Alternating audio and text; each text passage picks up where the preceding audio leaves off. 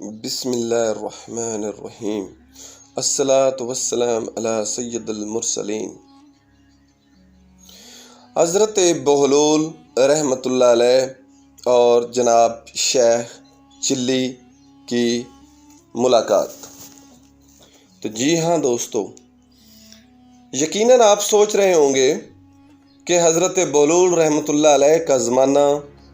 اور شیخ چلی کا زمانہ بہت فاصلے پر ہے، مگر ان کی ملاقات کیسے ہوئی؟ یاد رکھیں کہ حضرت بہلول رحمۃ اللہ علیہ کا زمانہ جناب شیخ چلی سے بہت پہلے کا ہے، مگر حضرت بہلول رحمۃ اللہ علیہ اور شیخ چلی دونوں ہی تاریخ میں ایک ایسی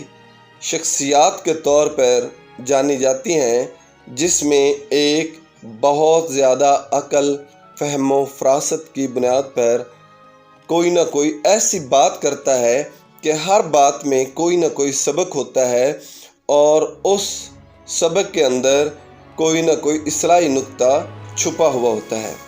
جبکہ دوسری شخصیت ایک ایسی شخصیت ہے جو کہ فوراً بے تکی سی احمقانہ بات کر دیتا ہے اور اس کے اندر بھی کوئی نہ کوئی نقطہ، کوئی نہ کوئی راز چھپا ہوتا ہے، گو وہ راز انسانے والا ہی کیوں نہ ہو۔ تو جو شخصیت فہم و فراست، عقل و دانائی، دانش مندی اور ہر اداس چہرے کو خوش کرنے والی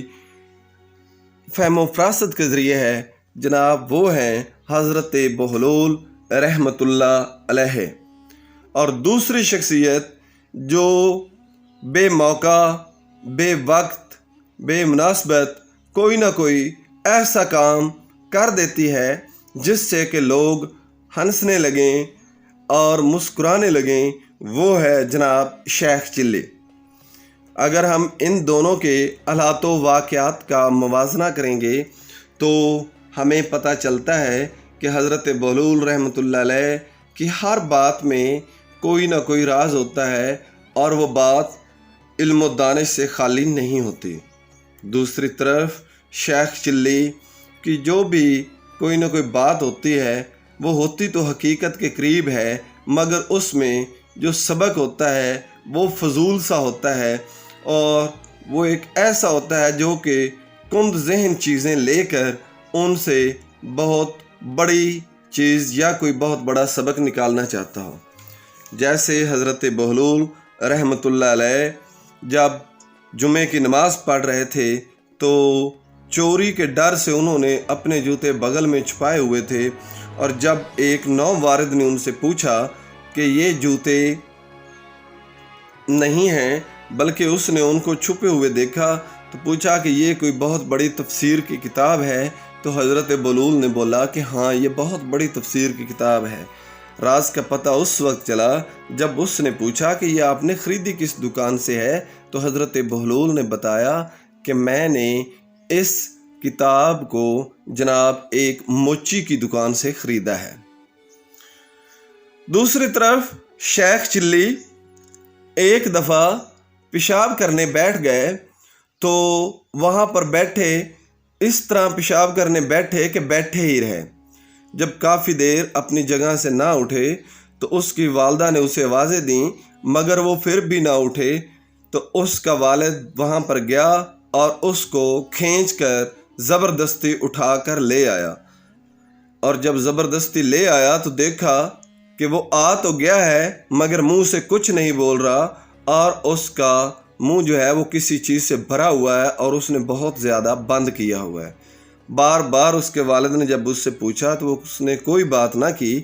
تو اس وقت اس کے والد نے اس کے منہ پر ایک تھپڑ رسید کیا تو اس کا منہ کھل گیا اور اس کے اندر سے پانی باہر آ گیا۔ جب باہر آیا تو وہ بولا اپنے والد سے کہ آپ نے میرا سارا پلان ہی ناکام کر دیا ہے اور آپ نے میرا منصوبہ خراب کر دیا ہے۔ اس کے والد نے جب پوچھا کہ کیسا منصوبہ، تو وہ کہنے لگا کہ میں نے دیکھا ہے کہ پانی جو ہے वो पेशाब बनकर बाहर निकल जाता है तो मैंने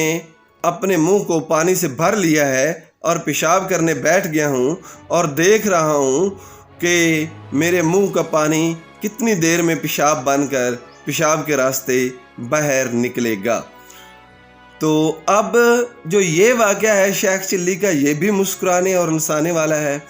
और हज़रत बहलूल का वाक़या जो है ये भी मुस्कुराने और हंसाने वाला है। मगर इन दोनों में फ़र्क ये है कि हज़रत बहलूल का वाक़या, उनकी बातें चाहे जिस तरह की भी हों, अक्ल व दानिश पर मबनी होती हैं और दिल को छू लेती हैं, जबकि शेख चिल्ली जो है इसकी बातें और इसके अफ़आल जो हैं वो